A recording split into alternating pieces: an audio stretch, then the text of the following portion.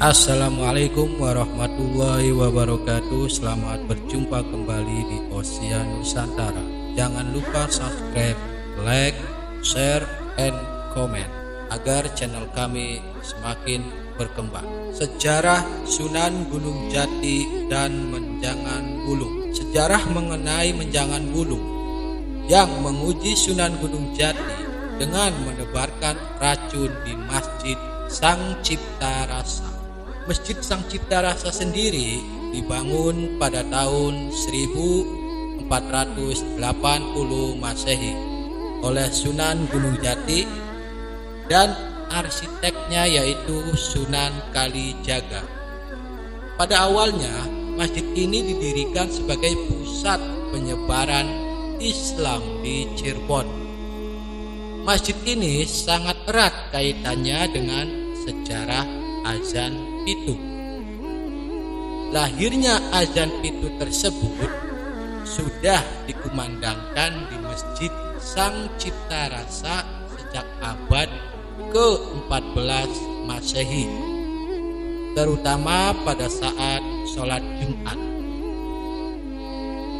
Seruan itu bermula ketika ada cerita tentang Menjangan Wulung yang menyebarkan racun di Masjid Agung Sang Cipta Rasa tersebut.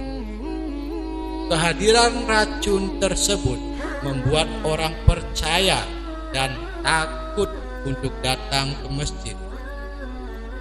Efek dari racun itu membunuh salah satu muazin di Masjid Sang Cipta Rasa.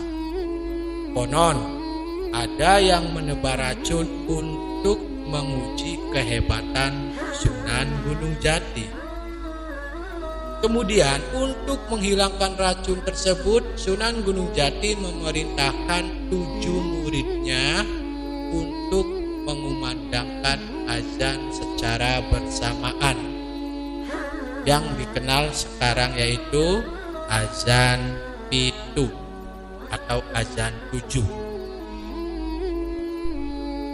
Dari sinilah azan dikabulkan atau dikumandangkan pada saat sholat Jumat sebagai upaya untuk menangkis bala bantuan.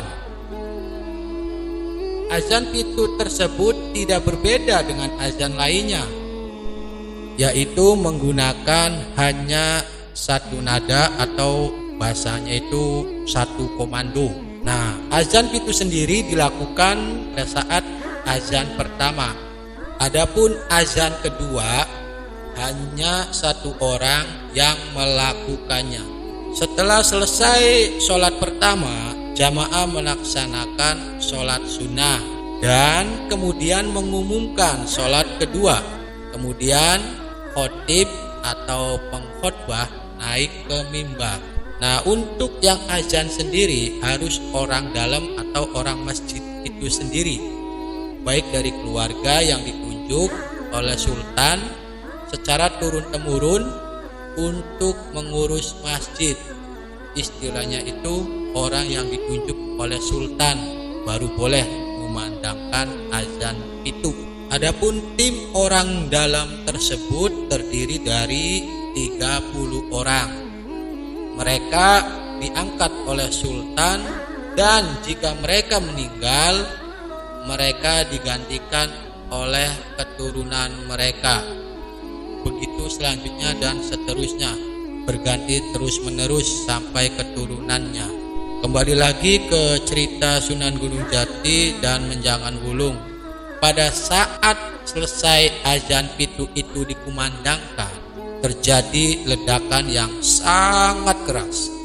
Dengan pertolongan Allah, ledakan itu menandai hancurnya racun Menjangan Wulung.